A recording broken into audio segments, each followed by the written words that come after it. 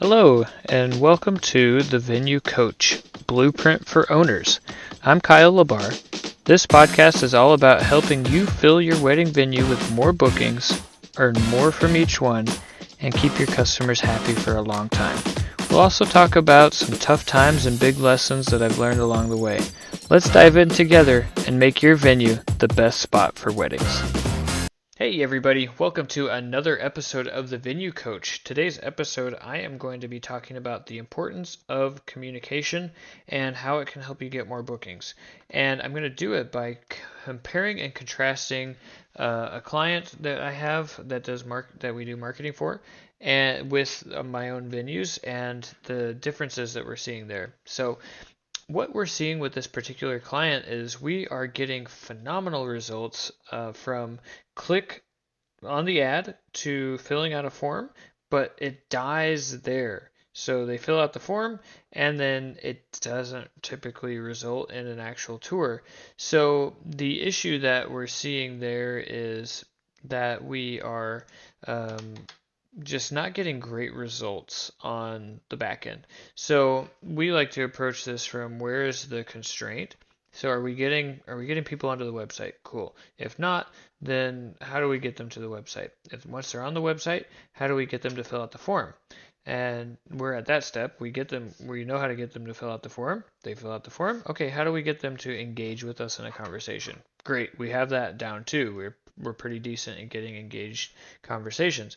Okay, once the conversation is going, how do we get them to schedule the tour? And that's where this is breaking down for our client is the communication once the conversation has begun and getting them to schedule a tour and come out to the property.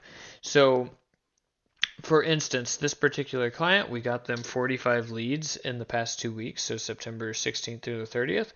Of those, 17 were actual conversations. So we got 17 out of 45 to respond and to talk with us. So that's about 30, almost 38% response rate. And of those, only one converted into a tour. So 5.9% of the conversations resulted in a tour, and overall, less than 2% of all leads turned into tours. And that is not really great. And when I was looking at the conversations that were being had, the number one common theme that I saw was this particular client is very, very inconsistent at following up with the leads that come in. So you might see a lead that is very interested in touring, maybe has a couple extra questions, and yet those don't like there's no follow up. It's just a one and done. Hey, when can you come out and tour? And then nothing else after that. So it it really it really just points to the fact that there's there's a need. There's a need to have it be a lot better, and just the communication has to be way more consistent and persistent. So compare that with one of my venues, um, the Black Oak, where we are actually and we run Google ads and things like that. So it's a little bit different, Facebook versus Google, but it's still ads. And we got 20 brochure downloads, 8 conversations, so 40% responding, very similar to my other client, which is at 38%.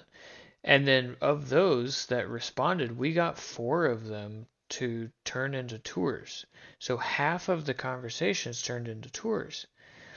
And the difference there is we're able to get $31 tours. So tours that cost us $31. We had of the 20 leads, we also had 3 that just booked a tour first without engaging in a conversation beforehand. And we had 7 of those 20 actually schedule tours. So 16% of our total leads scheduled a tour. And so we spent $440. We got 7, so that's $31 and change to spend per tour. So, and we booked 60%. A couple of those canceled, but we got, I think, 2 or 3 of those actually booked. and that's out of like 4 of them that showed. So we total tours were 7. Ones that actually showed was 4, and we booked 2 or 3 of them. And so we spent $437 total to get our 2 bookings or 3 bookings. So that's really, really, really good. Now compare that with my other client who got spent $150 and got 1 tour, and then I don't know, yeah, it's not very impressive. So in the previous month or the previous 2 weeks, I don't think she got a single tour. So in 1 month, we get over 100 leads for her, and then none of them, one of them turns into a tour. So it really comes down to, like, we stay on top of our leads. We contact them quickly and consistently, and then we are able to get more tours out of it. So I'm not saying this to brag or anything, but what I'm getting after is that we need to be able to keep track of our leads and follow up with them more and more often, and that leads to 3 times as many tours given the conversion rates. So we had 16% convert into a tour. She had 2% of all leads. So actually, it's 7 times better. She had double the amount of leads as us, and as far as conversations go, double the amount of conversations, which, whoa, that makes sense. And yet we had 4 times the amount of tours from just those conversations, plus the additional. So 4 times the amount of tours, it's just crazy. So with hers, I mean, she should have been getting, what's that, like 4 to 6 tours from just those leads, and it's just follow through. I don't know how else to say it. It's frustrating to watch because I know that she could be doing so much better. She could be doing so much better, and yet I watch as the inconsistent communication happens. I can see it all because we manage it and we see the CRM and we can see the conversations, and they just aren't there. And so I want anybody who's listening to this to understand how important it is to follow up with your leads, to reach out to them, to engage with them, and pun intended, and how important it is to actually respond as if you care. And that, yeah, the goal is to get a tour, get them to come out for a tour, but it's also, you got to care about them a little bit.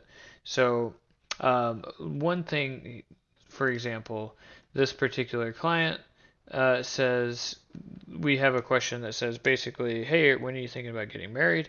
Then the couple responds, and then from there you engage. Oh, cool, that's so great, great time of year. I checked my calendar, we have it available, or we got some great dates available next April or whatever.